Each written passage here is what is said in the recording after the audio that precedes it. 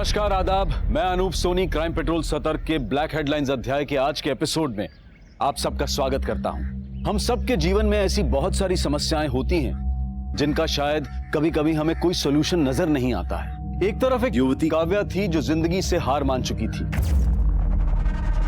और दूसरी तरफ एक युवा लोकेंद्र था जिसकी जिंदगी उसका साथ छोड़ चुकी थी। और इन दोनों की उलझनों के कारण बेहद चौंकाने वाले थे। वो दोनों ऐसे पीड़ित थे जिनको तबाह करके लालच का एक पुल तैयार किया गया था, और वो पुल अब एक ऐसा रास्ता अख्तियार कर चुका था जहां हर मील के पत्थर पर एक कत्ल की दास्तां लिखी गई थी। ये एक विनाशकारी रास्ता था जिसको मंजिल तक पहुंचाने के लिए एक ऐसा रोड मैप तैयार किया गया था कि पुलिस को हर तरफ सिर्फ एक डेड एंड नजर आने वाला था, और पुलिस के लिए केस था रेस अगेंस्ट द टाइम।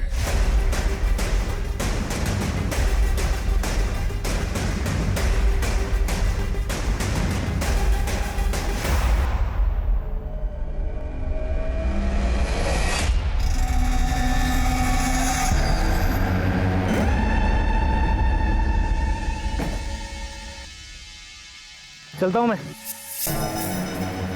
तुम्हें पता है ना क्या करना है? काम होने के बाद फोन करना जल्दी। ठीक है, जा जाओ।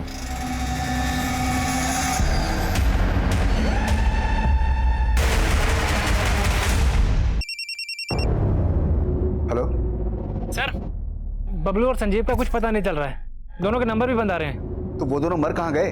और तुमको मैंने कहा था ना कि वैन छोड़कर बिल्कुल नहीं उतरना। सर, आपको बोला था ना मैंने। अब ये सोचो कि पुलिस को क्या बोलना है। वैन का जीपीएस सिस्टम भी डीएक्टिवेट हो चुका है। 11:30 बजे की लास्ट लोकेशन दिखा रही गगनपुरा। उसके बाद तो वैन का अता पता भी नहीं है।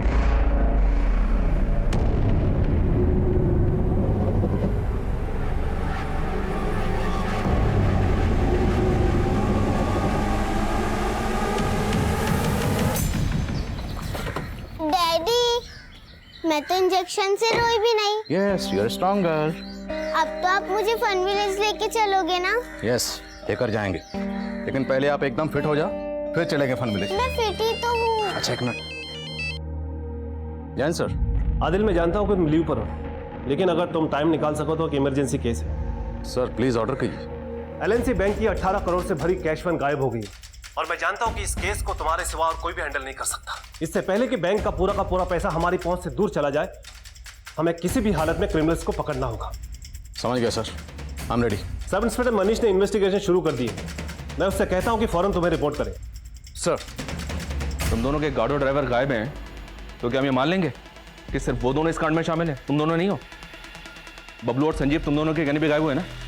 चलो बताओ, कहाँ हैं दोनों? सर, आप खामोखा शक कर रहे हो सर। हम दोनों तो खुद ही बबलू और संजीव को ढूंढने की कोशिश कर रहे थे।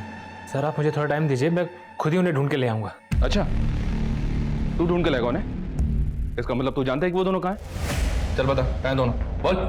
नहीं सर, मुझे अगर वो दोनों नहीं मिले ना, तो तुम दोनों जिंदगी भर जेल में सड़ोगे। ले चलो इन दोनों को। सर, अभी सर, हमें नहीं पता है। Sir,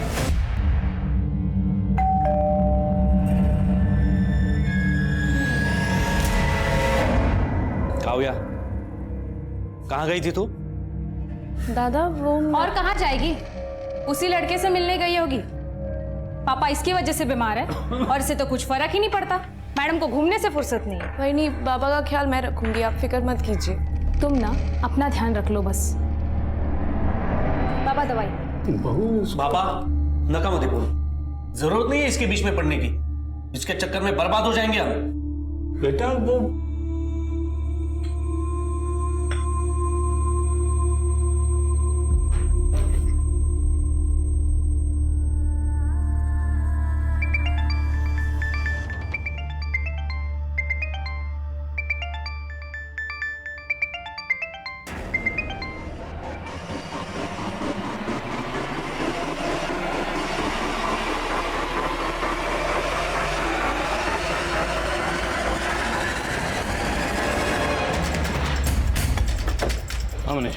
Jain sir. Jain sir, वो कैशमैन एलएनसी बैंक की साबरमती ब्रांच से सुबह 10:30 बजे 18 करोड़ रुपए कैश लेकर निकली थी। नॉर्थ और नॉर्थ वेस्ट साइड्स के 3 एरियाज के 22 एटीएम में उस वैन से पैसा भरा जाना था, लेकिन सर वैन एक भी एटीएम तक नहीं पहुंची, और 11:30 बजे गगनपुरा एरिया में वैन का जीपीएस डीएक्टिवेट कर दिया गया। तभी से वो कैश वैन ट्रेस नहीं हो पाई सर। हमने गगनपुरा के आसपास के सभी एरियाज की बैरिकेडिंग करवा दी है, लेकिन कोई लीड नहीं मिल रही है। तो हमें अभी भी लग रहा है कि वो वैन गगनपुरा के आसपास ही होगी। वैन का जीपीएस कितने में डीएक्टिवेट हुआ? 11:30 बजे। और अभी बजा 1.5, 2 घंटे। 2 घंटे में वो वैन गगनपुरा से तकरीबन 120 किलोमीटर से भी ज़्यादा आगे निकल गई हो। गगनपुरा के 150 किलोमीटर के रेडियस में जितने एग्जिट पॉइंट है सबको सील करवाओ। इस रेडियस में 12 टोल नाके। अगर कैश वैन ने एक भी टोल नाका क्रॉस किया तो हमें डायरेक्शन मिल जाएगी। मनीष, हमें जल्द से जल्द उस वैन तक पहुंचना है और पूरे 18 करोड़ सेव करने हैं।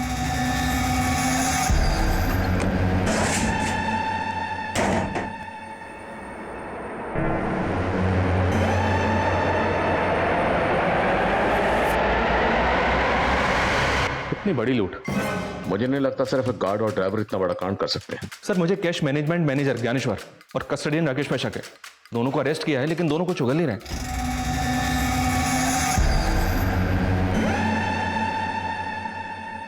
हमें बैंक मैनेजर अनुज से भी मिलना चाहिए और गार्ड और ड्राइवर जहां से गायब हुए हैं उसकी लीड फैमिली से मिल सकती है। फैमिली को कांटेक्ट करो। ऑलरेडी एक टीम भेजी थी सर, गार्ड संजीव के घर। उसने एजेंसी को शांति चौक का एड्रेस दिया था। वहां पहुंचने पर पता चला कि गार्ड संजीव 6 महीने पहले वहां से शिफ्ट हो गया था। अब कहां शिफ्ट हुआ ये उसकी एजेंसी वालों को भी नहीं पता था। इस संजीव की फैमिली में कौन कौन है? संजीव की एक पत्नी है सर, उर्मी सिंह। अब ये दोनों कहाँ रहते हैं इसका पता लगाने की कोशिश कर रहे हैं। और वो गार्ड बबलू? सर, ये केशवबाड़ी एरिया में रहता है। अभिषेक को भेजा पता लगाने के लिए।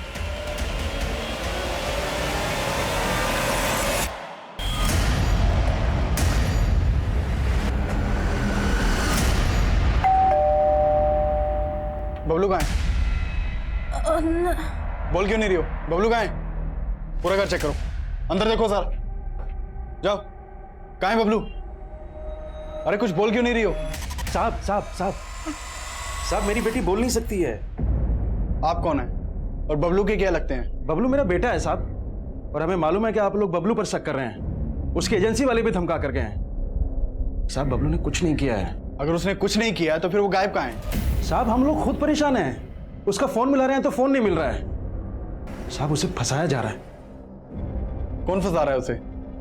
मैं चारों ओर खुद को घिरा पाती हूँ। दिल दिमाग सब कुछ काम करना बंद कर देता है। डॉक्टर, आपके पास कोई ऐसी दवा है क्या जिससे मेरे दिमाग में जो भी ये ख्याल आते हैं ना वो सब बंद हो जाए? तुम्हें दवा की नहीं, काउंसलिंग की जरूरत है। ये तो हमारा सेकंड सेशन है। तुम बार बार आते रहोगे मैं तो नहीं आ पाऊंगी बार बार। मैंने अपने घर वालों तक को भी नहीं बताया कि मैं यहाँ पे इलाज के लिए आ रही हूँ।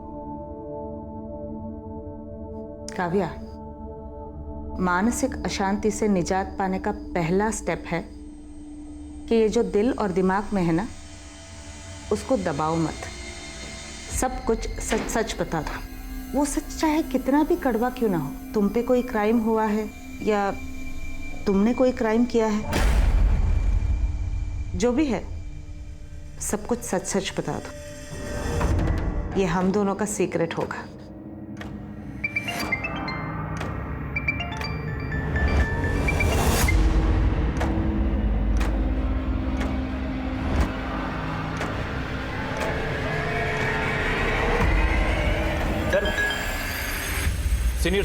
सीनियर्स के मैसेज आ जा रहे हैं। प्रेशर बहुत बढ़ गया है सर, प्लीज जल्दी कुछ कीजिए। हम अपनी ओर से पूरी कोशिश कर रहे हैं। आप ये बताइए, आपको किसी पे शक है?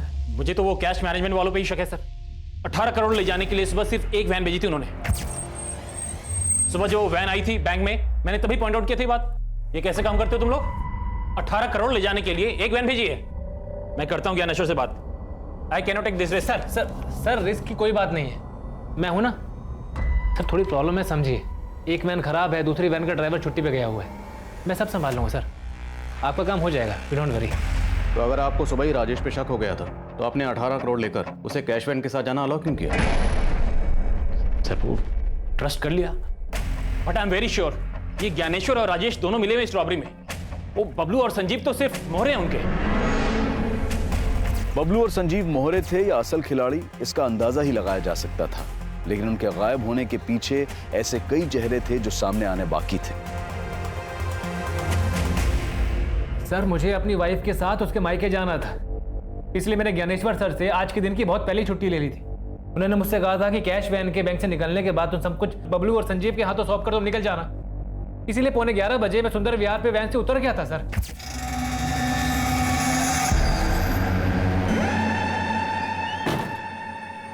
चलो चलता हूँ मैं। ठीक है सर। उसके बाद क्या हुआ मुझे सच में नहीं मालूम है सर। सर वो बहुत मंदी है ना, तो 3 वैन का खर्चा बचाने के लिए हम लोग एक ही वैन का इस्तेमाल कर रहे थे, इसीलिए एक वैन भेजी थी सर। एक वैन इसलिए भेजी थी क्योंकि एक ही बार मोटा हाथ मारना चाहते थे, और राजेश को वैन से उतरने के लिए इसलिए बोला क्योंकि बबलू और संजीव के साथ पूरी प्लानिंग पहले से कर रखी थी। नहीं सर, कोई प्लानिंग नहीं की थी हम लोगों ने, बल्कि राजेश ही उल्टा बार बार छुट्टी चाहिए बोलता था। सर अब मुझे समझ में आ गया, ये ना छुट्टी के नाम पे अपने आप को बचाने का दिमाग लगा रहा था सर राजेश। दिमाग अब तुम लगा रहे हो, अगर राजेश पे शक था तो पहले इन्फॉर्म क्यों नहीं किया? सर राजेश पे शक था, लेकिन बबलू और संजीव पे पूरा भरोसा था सर, क्योंकि 6 महीने पहले भी हमारे कैश वैन को लूटने की कोशिश की गई थी, तब अपनी जान पे खेल करके बबलू और संजीव कैश वैन को वापस लेकर आए थे सही सलामत। 6 महीने पहले वैन लूटने की कोशिश किसने की थी? सर ये तो आज तक पता नहीं चल पाया, लेकिन वो मामला पटेल नगर पुलिस स्टेशन में दर्ज है। तो फिर जब संजीव ने एड्रेस चेंज किया तो उसने अपडेट क्यों नहीं किया? सर वो बबलू ने सर उसके दिमाग में कचरा भर दिया होगा, इसीलिए। कहना क्या चाहते तुम? सर बबलू की बहन है, इसलिए उसकी शादी नहीं हो रही थी, लेकिन बबलू ने अपनी बहन के लिए लड़का ढूंढ लिया था। वो उसके दहेज में 5 लाख रुपए देना चाहता था, उसी के जुगाड़ में लगा हुआ था वो। तुझे 5 लाख का लोन चाहिए, वो भी कंपनी से? भूल जा, लोन नहीं मिलेगा। अरे इधर पगार टाइम से मिलता नहीं है, तुझे लोन कौन देगा? लेकिन राजेश भाऊ, आपका तो अनुज सर से अच्छा जमता है ना, तो आप उनको बोल दो ना कि मुझे बैंक से लोन दिलवा दे। सर लेकिन कहीं से पैसों का इंतजाम नहीं हो पा रहा था, शायद इसीलिए 18 करोड़ देखकर बबलू की नीयत डोल गई होगी। साहब ये सही बात है कि वो अपनी बहन की शादी अपने दोस्त से करवा रहा था, जिसके लिए वो उस लड़के को 5 लाख रुपए भी देना चाहता था, लेकिन मैं खिलाफ था। बाबा ये दहेज नहीं है, मेरे दोस्त को बिजनेस शुरू करने के लिए 5 लाख रुपए की ज़रूरत है।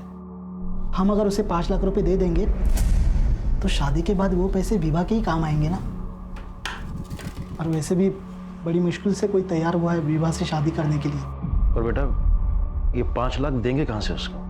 बाबा हम विवाह की खुशी के लिए अपनी ज़मीन बेच देंगे।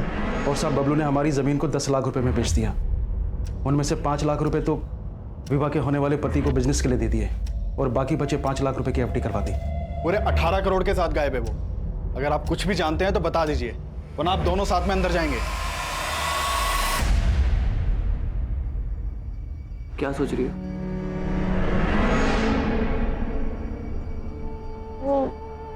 मैं जानता हूं तुम क्या सोच रही हो। यही ना कि तुम मुझे पसंद करती हो और मैं तुम्हें पसंद करता हूं कि नहीं?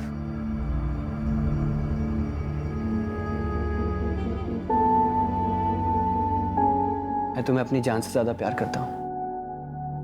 सुधीर, मैं वाहिद। दोबारा ऐसा मत बोलना। तुम्हारे पैर खराब है तो क्या हुआ, लेकिन तुम्हारा मन बहुत सुंदर है। मैं तुमसे शादी करना चाहता हूँ। मुझे लगा था कि सुधीर मुझसे हमेशा प्यार करेगा, मैं भी उसे पसंद करने लगी थी, लेकिन क्या काव्या, तुम चुप क्यों हो गई? क्या हुआ? कहीं वो लड़के ने तुम्हारे साथ कुछ गलत? नहीं डॉक्टर, ऐसा कुछ नहीं है। तो फिर प्रॉब्लम क्या है?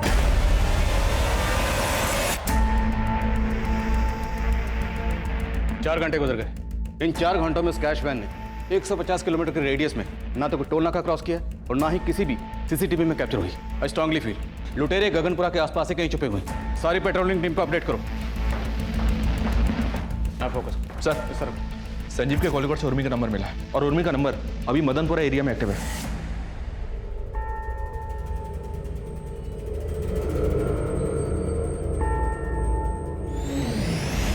हो सकता है उर्मी संजीव के साथ फोन पर टच में, उसका फोन सर्विलेंस पर डाल दो। उसके फोन की लोकेशन ट्रेस करके हम उस तक पहुंचेंगे, बट डोंट कॉल, उससे वो अलर्ट हो जाएगी। और एक खास बात है सर, उर्मी का फोन अभी जहाँ पे एक्टिव है वहाँ पे संजीव का फोन सुबह शाम एक्टिव रहता था।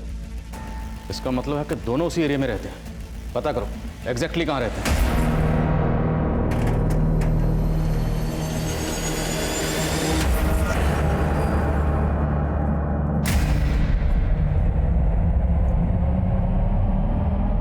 अरे क्या चाहती हो तुम?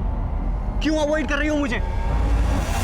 ठीक है अभी दे दो। सर एक मैसेज आया सर। हेलो सब गगनपुरा के पास के जंगल में वो कैश वैन खड़ी मिली है। Over sir.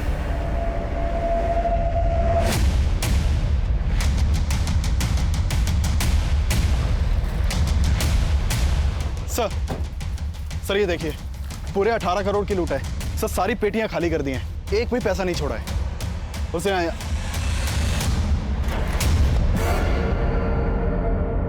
सर इस पेटी में बबलू की लाश है। सर मुझे लग रहा है सारा खेल संजीव का किया हुआ है। संजीव अकेला इतना पैसा गायब नहीं कर सकता, उसके साथ और लोग भी होंगे। इनके साथ मिलकर उसने बबलू को मारा।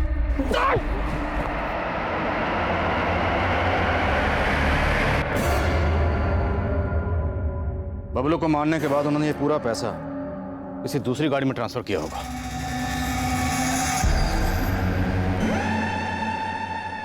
और बबलू की लाश को इस ट्रंक में डालकर कैश वैन को यहीं डंप करके चले गए। जिस गाड़ी से वो पैसा लेकर भागे, हो सकता है वो गाड़ी इस कैश वैन को पहले से फॉलो कर रही। जहां जहां से कैश वैन गुजरी उन सब जगह के सीसीटीवी क्लोजली मॉनिटर करो और पता करो क्या कोई पर्टिकुलर ऐसी गाड़ी थी जो कैश वैन को लगातार फॉलो कर रही थी। सर उस कैश वैन से लूटे गए 18 करोड़ पुलिस की पहुंच से बहुत दूर नजर आ रहे थे, लेकिन जल्द ही पुलिस ने कैश वैन के गार्ड संजीव की बीवी उर्मी का पता लगा लिया था।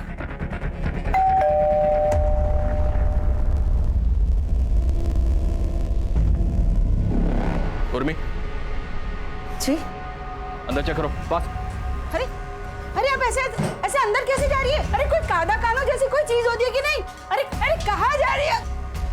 कहाँ अरे क्या ढूंढ क्या रहे हैं आप? सर ऊपर कोई नहीं है।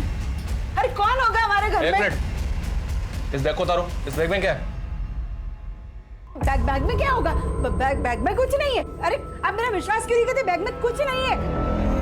देखा कुछ नहीं मिला ना? तुम्हारा पति संजीव कहाँ है? वो ड्यूटी पे गए। ड्यूटी पर नहीं है, वो 18 करोड़ की लूट करके फरार है वो। क्या?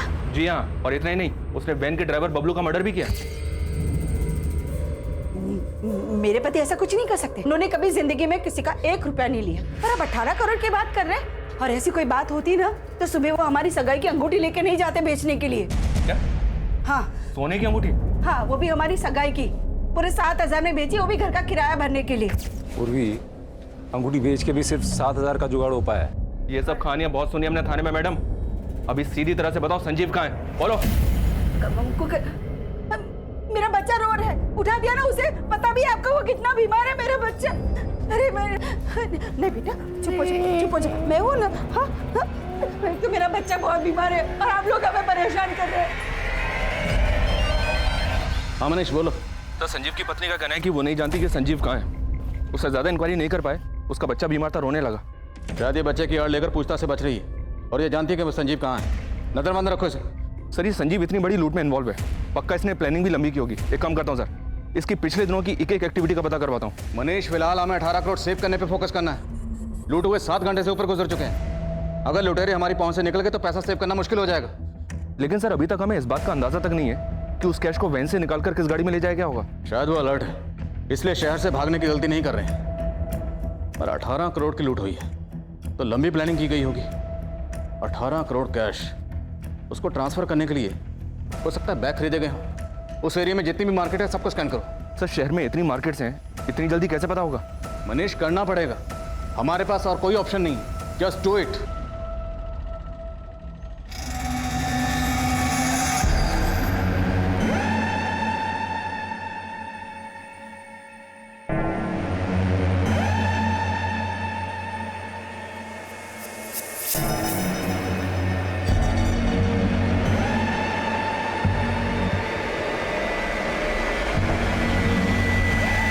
मुझे पता है रे तेरी असलियत। मेरी अपाहिज बहन को शादी का झांसा देकर उसकी जायदाद पे नजर है तेरी।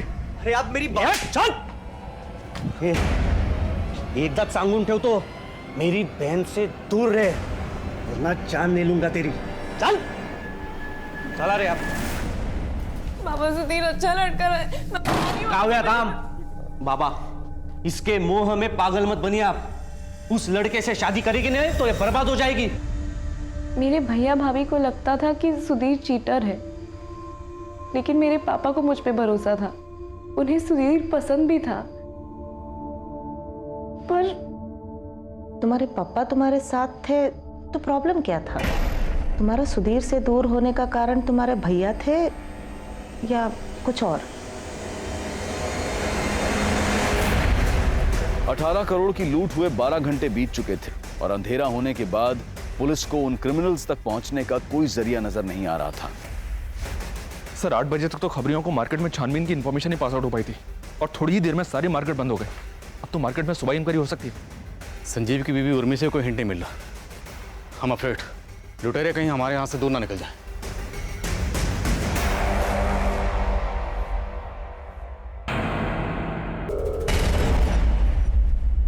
कहाँ भाग रही है? कहाँ भागेंगे हम? अरे हमारा बच्चा है, हम अपने बच्चे को छोड़ के भागेंगे? ऐसी बहुत देखी है मैंने जो अपने फायदे के लिए अपने बच्चों का भी नहीं सोचती। ये क्या बोल रही है आप? हम अपने बच्चे के लिए दूध लेने जा रहे थे, अब उसे दूध भी ना पिलाए क्या?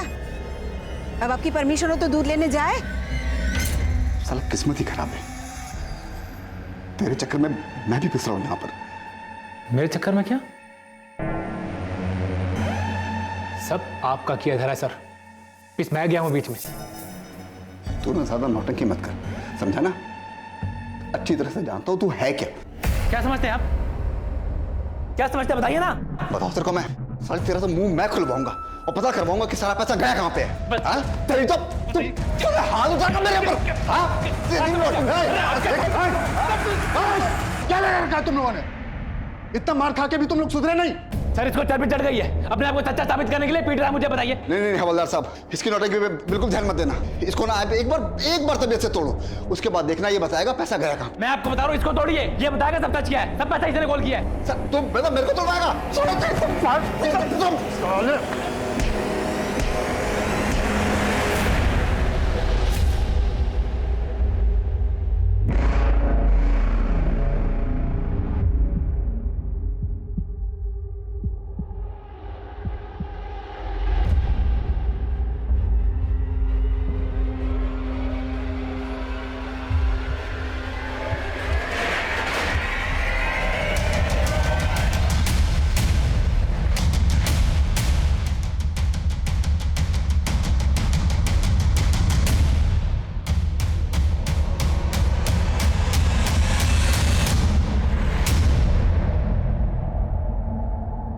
संजीव की बॉडी,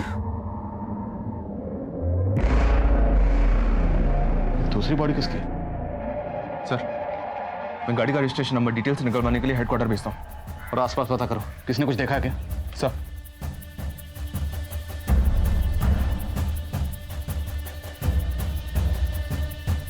सर ये देखिए सर, गाड़ी का फ्यूल टैंक ऑलमोस्ट खाली है।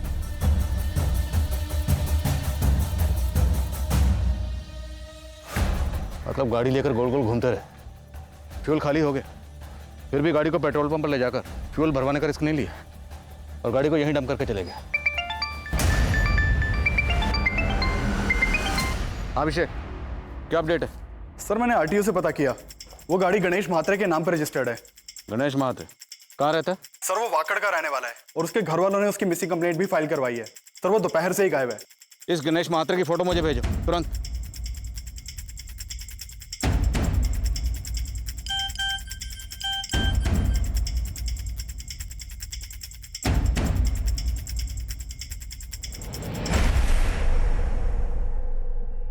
ये तो गणेश महात्रे ही है। ये तो साफ जाहिर है सर कि गणेश की गाड़ी को लूटने के लिए इसकी हत्या की गई है। लेकिन सर संजीव को तो बबलू के साथ ही मार दिया गया होगा, तो फिर बबलू की लाश को वहां कैश वैन में छोड़ के संजीव की लाश को गणेश की लाश के साथ यहाँ क्यों लेकर आए होंगे? ये सब करने के पीछे इनका मकसद क्या होगा? बबलू की लाश के बाद संजीव और उसके साथ एक और लाश। 18 करोड़ की लूट के साथ 3 हत्याएं हो चुकी थी और ये आंकड़ा अभी और भी बढ़ने वाला था। और लूट के 24 घंटे बाद पुलिस सिर्फ अंदाजों पर काम कर रही थी, लेकिन उनका एक अंदाजा काम कर गया था। सलाम साहब, सब मैं यहाँ बल्क में ले गए बैग्स और कैश में ले गई एक्सपेंसिव चीज़ों के बारे में पता कर रहा था, लेकिन इस दुकान वाले ने मेरे को एक अजीब से कस्टमर के बारे में बताया। सर कल शाम को एक लड़का आया था, उसने 2 लग्जरी रिस्ट वॉचेस ली थी। वाह यार, ये दोनों मस्त हैं, दोनों दे दो। और ये फीमेल वाला ना मस्त गिफ्ट में पैक कर दो। सर देखने में वो बहुत ही ऑर्डिनरी लुकिंग था, लेकिन उसके पास इतने पैसे देख करके मैं चौंक गया। मैंने सोचा शायद पैसे नकली ना हो, इसलिए मैंने उससे कहा कि कार्ड से पेमेंट कीजिए। इस पे वो भड़क गया। तू जानता है किससे बात कर रहा है तू? Sub inspector R S. अगारिया का छोटा भाई हूँ मैं। Inspector R S. अगारिया? जी सर, उसने कहा कि मैं उसका भाई हूँ, लेकिन सर मैंने इससे पहले उसे कभी नहीं देखा था। ये कल की सीसीटीवी फुटेज दिखाइए। सर सीसीटीवी तो 1 महीने से खराब है सर। वो 2000 के नोट्स तो होंगे आपके पास? हाँ सर है। दिखाइए जल्दी। सर हमें इन नोट्स की फोटो लेनी होगी। जी सर। अभिषेक। सर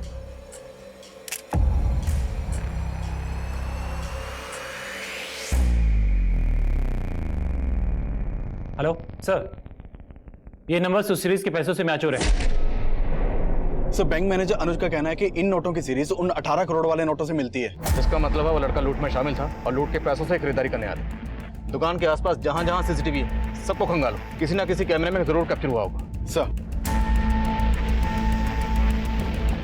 हम लगातार फॉलो कर रहे हैं sir. Yes sir, yes sir.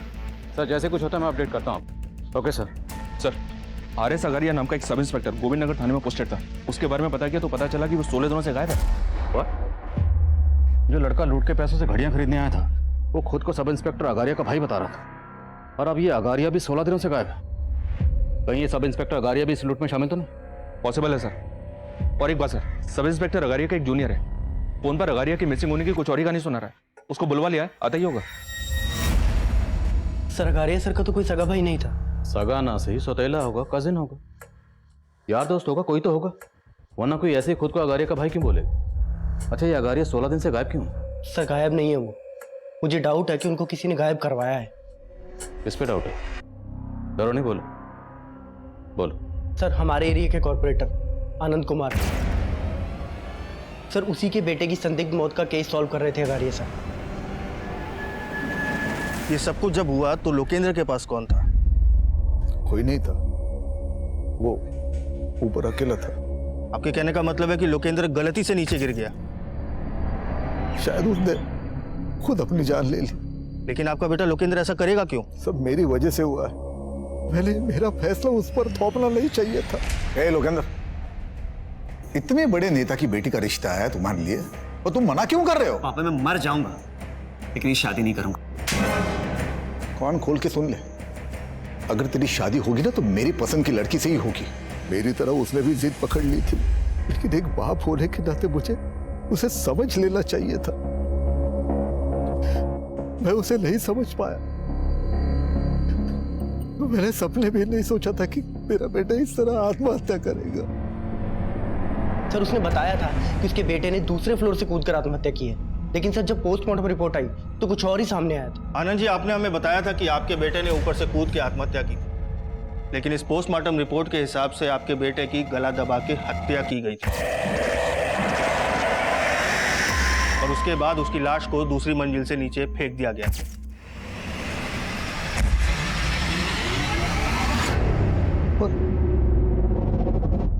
उसकी हत्या करेगा कौन?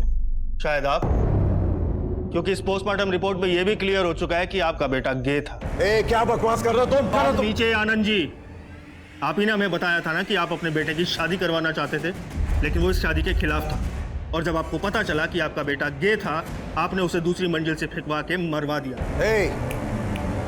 जानता किससे बात कर रहा है तू? अगारिया। सिर्फ 2 मिनट लगेंगे, सिर्फ 2 मिनट लगेंगे तेरी वर्दी उतरवाने में। और सर अगले दिन से Agariya sir miss. Hello, police station? Kavya, तुम्हें डरने की जरूरत नहीं है, मुझ पे भरोसा रखो, मैं हर कंडीशन में तुम्हारे साथ हूं।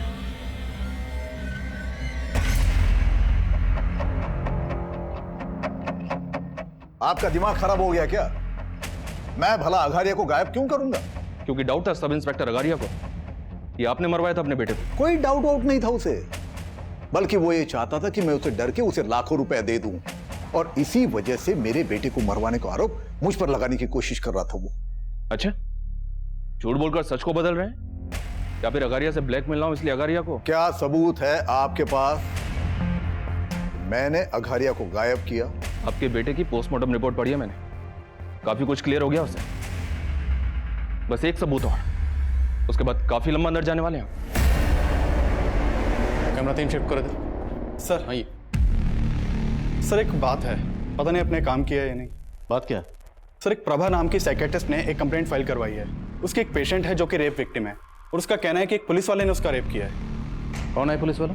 सर वो तो पता नहीं, लेकिन हमारे इस रॉबरी वाले केस में भी एक पुलिस वाले का नाम आ रहा है, इसलिए सोचा आपको बता दूं। ये विक्टिम लड़की रहती कहाँ है? नाम क्या है? सर आपने तो प्रॉमिस किया था ना आप किसी को नहीं बताएंगे।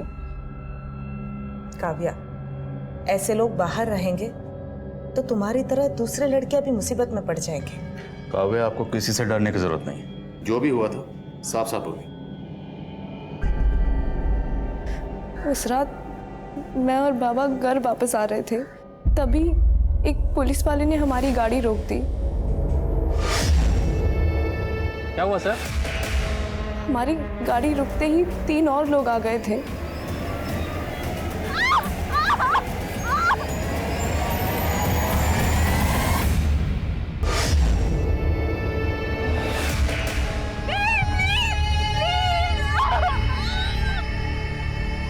उन्होंने मेरा वीडियो भी बनाया था सर।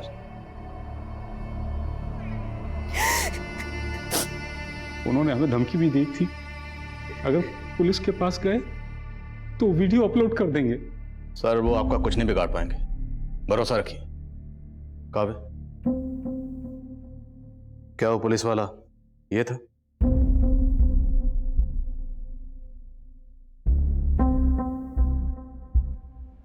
नहीं सर, ये नहीं था।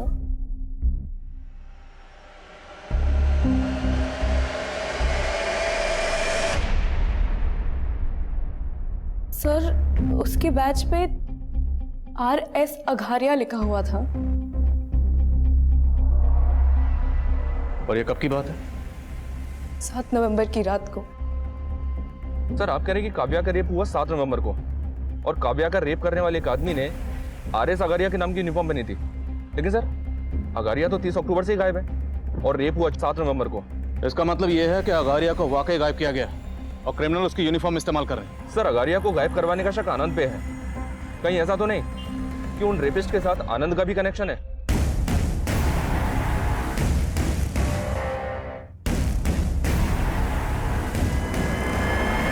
इसमें सबका 18 करोड़ की रॉबरी से क्या कनेक्शन होगा? अगारिया के केस की एक एक डिटेल निकलो और हेडक्वार्टर पहुंचे, मैं वहीं मिलता हूं। प्रेम, काव्या और उसके फादर से क्रिमिनल्स के स्केचेस बनो। सर हेडक्वार्टर लो।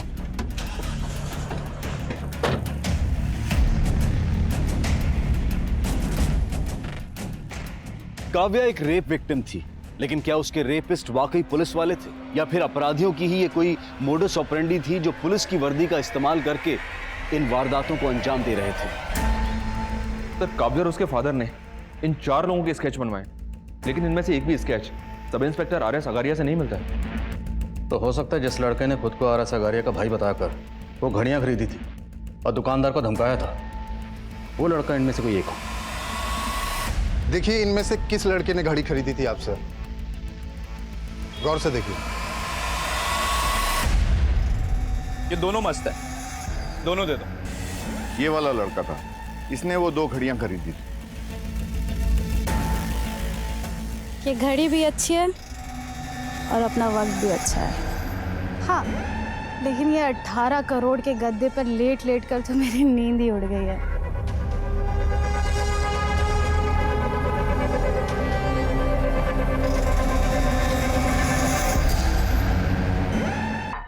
अठारह करोड़ के जश्न की रात और रिमी के हाथ की बिरयानी, मजा दुगना हो गया।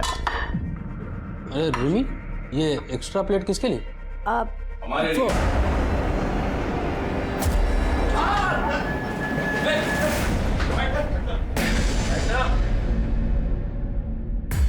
ऐसे क्या देख रहे? रिमी ने बताया नहीं? इस दावत पर रिमी ने तुम लोगों को हमारे कहने पर बुलवाया।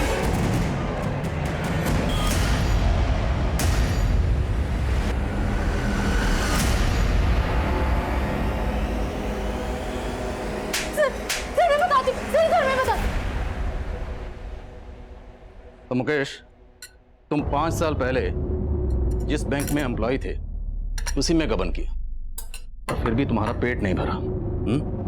तो मैं तुम्हारा पेट भरूं? और जेल में तुम्हारी मुलाकात हुई मिस्टर जस्टिन से, जिसे जेल पहुंचाया था इंस्पेक्टर आघारिया ने।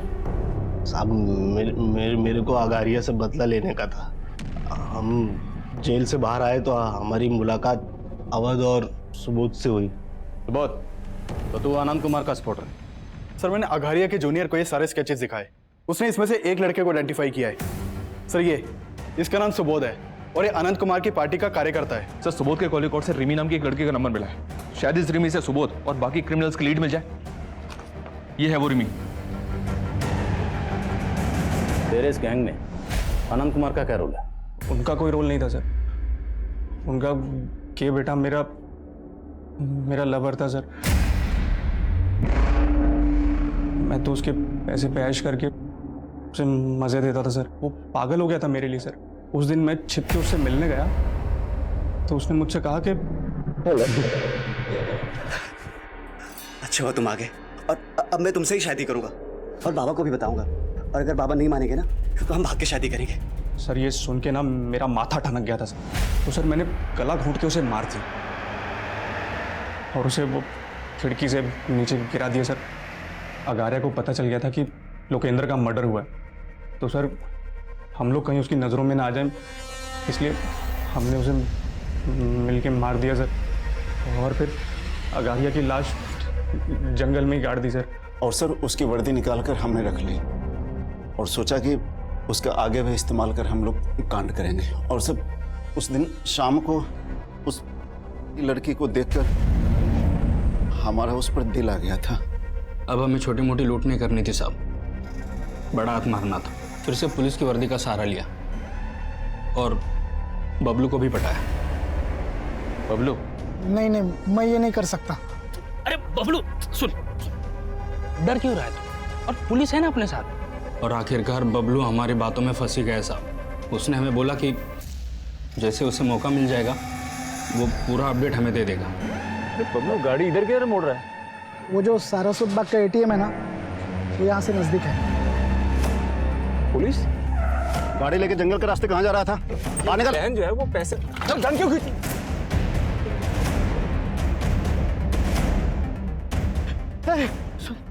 जल्दी से इसको गाड़ दो इधर किधर भी, और मेरे को बेहोश कर दो।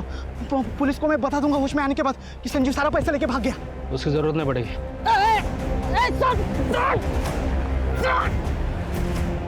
बैंक की वैन पकड़े जाने का डर था ना, तो हमने एक और गाड़ी पहले से लूट के रखी थी सर। हमने बबलू की लाश वहीं गाड़ी में छोड़ दी थी और हमारा प्लान था कि संजीव की लाश को उस गाड़ी वाले के साथ कहीं और गाड़ देंगे। और इतने में रास्ते में हमारा तेल खत्म हो गया सर, तो हमने सर हमारी गाड़ी वहीं खड़ी कर दी और बैग लेके वहां से भाग गए सर। पुलिस ने एक ऐसे गिरोह को बेनकाब किया था जो काफी लंबे समय से लूट और हत्या की वारदातों को अंजाम दे रहा था। लेकिन काव्या एक ऐसी विक्टिम है जो आज भी उनकी क्रूरता से गहरे धक्के में है। लेकिन हम उम्मीद करते हैं कि काव्या जिस परिस्थिति से गुजर रही है वो जल्द से जल्द उससे सही सलामत बाहर आ पाएगी। अब मैं अनूप सोनी आपसे विदा लेता हूं। फिर मुलाकात होगी क्राइम पेट्रोल सतर्क के ब्लैक हेडलाइंस अध्याय में एक और नए केस के साथ। और याद रखें, क्राइम और आपके बीच में सिर्फ इतना फर्क है कि आप कितने सतर्क हैं। सतर्क रहें, सुरक्षित रहें।